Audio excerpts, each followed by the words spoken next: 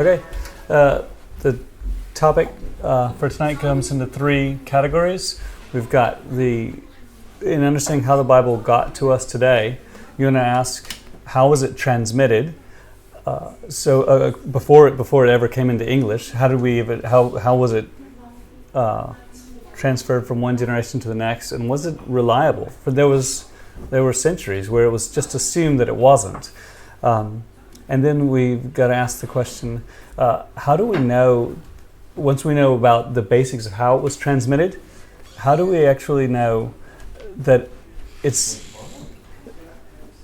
one thing to know how the means by which it's transmitted, but it's another to know with a great deal of confidence that the actual letters that you're looking at are the same letters that the evangelist Mark or that the prophet Isaiah wrote, right? So that's the second question. How do we, and that goes into what's called text criticism.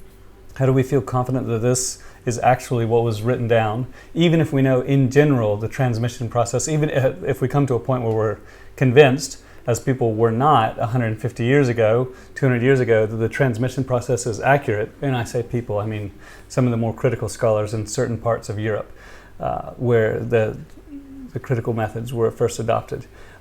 It may be, and I'm going to give you a hint, it is true, that archaeology has given us a lot more confidence in the Bible than people used to put in it.